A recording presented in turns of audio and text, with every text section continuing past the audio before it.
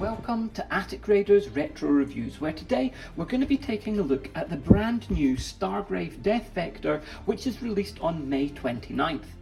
Besides the core rulebook and side hustle, Death Vector is the 6th expansion to be released after Quarantine 37, The Last Prospector, Hope Eternal, Bold Endeavour and Dead or Alive.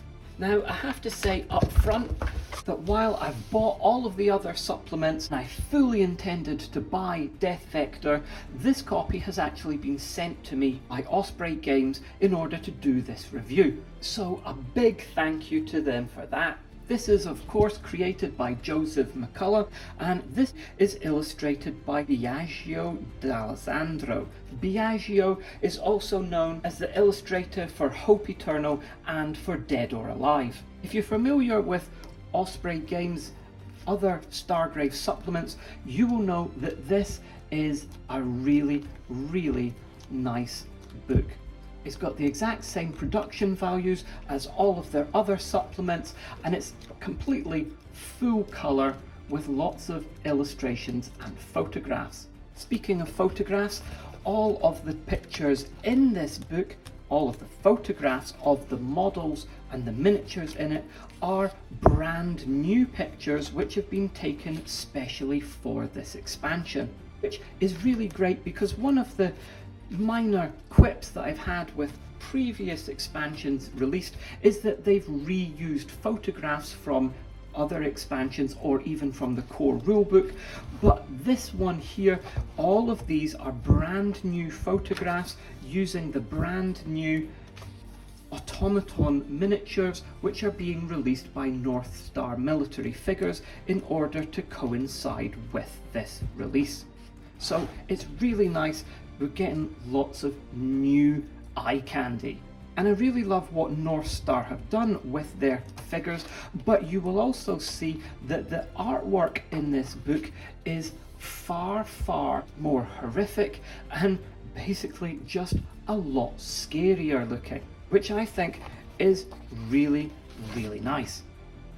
Death Vector is coming in at 80 pages long, which actually makes it the shortest of all of the expansions. All of the previous expansions come in at 96 pages, so this is 16 pages shorter. So what's it all about? Well, as you can see from the cover, we've got deadly cyborgs. This is all about entering a section of space that we've never been to before in Stargrave. This is the OTS, or the Outlaw Technology Sector, which was once ruled by a insane AI that essentially killed people and turned them into cyborgs. It was such a deadly area of space that it was completely cut off and surrounded by defences so that other people wouldn't get in. It was so deadly, in fact, that no ship computers would actually chart a course there, calling it a death vector. But of course, this being Stargrave, we are going to enter into there and see what kind of loot and experiences we can come across. Again, as with previous expansions, it's really nicely laid out, but one of the things you will notice straight away, we've got chapter 1, 2 and 3 here, with chapter 4 giving you the new advanced technology and the bestiary with the new kind of cyborgs and or automatons that are in this book. But you will notice that there are no new attributes for any of the automatons. They all rely on attributes which have already been established in the core rulebook. And there's also no new backgrounds or powers for captains or first mates. There's also no new soldier types in this book. But what we're getting instead is we're getting all new space encounters, and we're getting a brand new network way of playing. So looking at this, basically the space encounters in here when you're in the Outlaw Technology Sector are games, mini games which you can play between games or matches against other people. These are all solo. And to play these, you're going to need the astrogation rules, which are set up in Bold Endeavour. Bold Endeavour has new character types or soldier types in it that have particular strengths in, say, navigation or engineering, and it allows you to create your own imaginary on paper spaceship and kit it out, and the space encounters are going to affect your spaceship. This is kind of like the old fighting fantasy game books, where you're just playing by yourself and you're rolling die trying to beat target numbers. For Death Vector, there are 20 brand new kinds of space encounters that you might meet during or between the games that you are playing. And all of them have got a technology or a robotic kind of bent to them. So in each of these, depending on what kind of characters you've got, whether you've got doctors or scientists on your crew, you're going to be rolling, trying to hit specific target numbers, and if you hit those specific target numbers, you're going to gain credits or XP, or if you don't hit them, your ship is going to take damage, or some of your characters, some of your soldiers are going to be starting your next actual physical game at reduced HP. There is one slight difference in this though, in that this particular space mission, the boarding craft mission, this one does have a 1-by-1 setup table where you're going to play a solo mission against some invading automaton. But this is the only one where you're actually playing a game on a table. All of the rest, you're just rolling die. But it does definitely give a lot more flavour and interest between games if that's something that you're able to do. Some people are not able to play lots of linked campaign games, and so this might not be for them. The network here, the next chapter, is a brand new thing, and this is very, very similar. The network itself is at the back of the book here. This is a network, although you are encouraged to be able to make your own networks and draw your own diagrams once you've played through this. But essentially, this is the same kind of thing as the previous space encounters, but with elements of a strategy board game added to it. The network is basically a large kind of linked computer system that your hackers are able to break into, and the deeper that they can get into it, establishing links from one node to another is going to give them better and better rewards. So whenever you find a piece of loot, you can roll and to find out what that kind of loot is, and if you get a 1 to 4 on your roll, then you're able to try to establish an entry node on this network. The entry nodes are all these ones which have got an E number in front of them.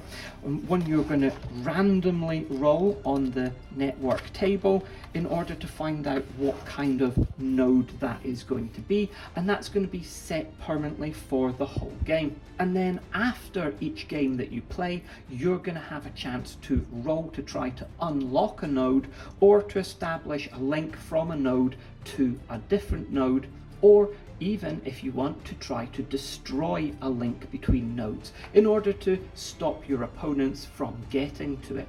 Basically, these nodes, they start at the entry points and they then link to a level 2 node, which then links to a level 3 node until you finally get to the level 4 nodes in the middle. And as you progress up through the node levels, the entry nodes, they will, if you successfully unlock it, again, presumably with your hacker, you're going to roll die trying to beat an ever increasing target number. So for the entry nodes, you've got a target number of 15. For level 2 nodes, you've got to beat a target number of 20, target number of 21 for level 3 nodes, and a target number of 22 on the level 4 nodes, only after you've successfully made engineering or science rolls. If you're successful at unlocking the node, then you're going to get bonuses or benefits for your on-paper spaceship. Entry nodes are going to give you a one-time use bonus. Level 2 nodes are going to give you permanent bonuses to some of your ship rolls. Level 3 nodes are going to give you upgrades to your ship, like enhanced gunnery suites or an enhanced engineering suite. And level 4 nodes are going to give you actual advanced technology that you can use. If you fail on your unlocking node rolls, then you're either going to suffer damage to your ship, start your next game at some reduced HP level, or you're going to completely destroy the node or destroy the link to it. So again, it's adding much more quirks to the game, but it's just rolling dice. It's not actually a physical playing against another person on a table. And again, you need the Bold Endeavor expansion to be able to use that. Moving on, for me personally, because I'm not a big fan of those between games rolling die mini games, if you like, Death Vector for me is all about the scenarios. We've got 8 different scenarios in here, all of them set in this cyborg world. And again, since we're 6 expansions into Stargrave, we're getting really quite experimental in the table setup. There's some things in here that you're going to need for these scenarios, which you're going to have to really hunt to find, but they're not as odd, I would say, as previous games, such as some of the scenarios in Bold Endeavor. But this one, for example, you're going to need 6 pylons for this. You're going to need pylons and a pit to set up scenario 2. Scenario 3, the scavengers. This is going to require 3 large robotic crab rubbish collectors, which are going to have to be about 6 inches long. So these might be quite difficult to get to play this scenario. Scenario 4, this is where I really do like this. One of the things that I've said previously about some of the Stargrave books is that I think it would really benefit from illustrations to show you how to set up the table, which is exactly what we've got here, because the explanation for how to set up the particle sluice gates is a little bit complicated, but with the help of this diagram, it's really quite straightforward. And I really do like this scenario. We've got basically particle sluice gates, which are going to be rotating randomly throughout this game. So I really like this because it's kind of got a moving maze kind of feel to it, and I really like that kind of game. You are of course going to have to build those wall sections. The coffin ship is a nice one, but it's going to take 24 caskets that your dead cyborgs are going to come out of.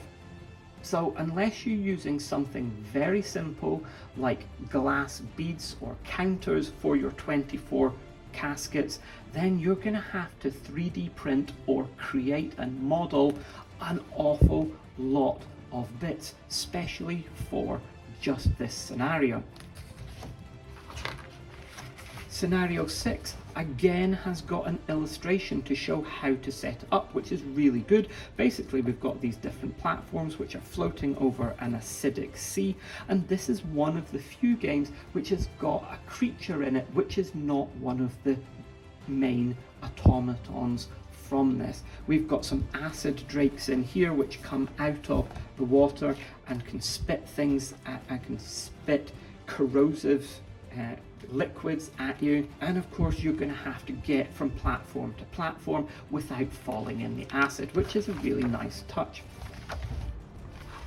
Scenario 7, the metal forest, you're going to need a vast number of metal looking trees, so again might be a bit tricky to set up to look like how it's meant to, and those trees are going to cause lots of different strange effects which you can roll for on this table. Into the Matrix, scenario 8 is really quite quirky and odd. Essentially, we've got a cyber matrix in the middle of the table, which is going to be set up as an actual chessboard. You're going to put a chessboard onto your gaming table. Any characters or soldiers that are in there cannot be affected from outside of it because it's a digital space, and within that chessboard there's going to be cyber king and some cyber pawns that move around in a set fashion, and your characters or soldiers are going to move in a set fashion as well. So there's a completely different rule set for moving around in the matrix, which makes this really quite interesting, and I'd be very interested to hear if people actually play this and how they get on with it. But it really does add something a bit different. Of course, chapter 4, we've got all new advanced technology, things, different loot that you can find within the OTS. Lots of different things. Well, there's 20 different things. And then we've got our bestiary. And the bestiary, as you can see here on this unwanted attention table, are mainly cyborgs that are in here. One of the things to note is that these scenarios do not actually really start with, most of them don't start with any cyborgs or automatons, on the table at the beginning at all. Everything comes onto the table through unwanted attention. Whereas in some of the previous expansions, particularly Bold Endeavor, have had lots and lots and lots of different types of aliens, which might make it quite hard to model or get representatives for them into your game. Pretty much all of these are going to be found or be able to be built from the Northstar Military Figures Automatons kit, which is coming out at the same time as this book. So that's really going to help with the actual playing of this. The only things in here that you're not going to be able to build from the Northstar Military Figures kit is the Serpent, Cyber King, the Cyber Pawn, the Acid Drakes, and at the moment you're not going to be able to build the Automaton Bombs or the Automaton Hulk, although both of them are being released as metal miniatures. Although, given the number of Automaton Hulks that might end up coming onto your table, or Automaton Bombs, you might want to kit bash those from your Northstar kit or any other kits rather than getting the metal models, because that's going to quickly add up in price. But all of these, there's the Acid Drake there, the rest of them are just automatons.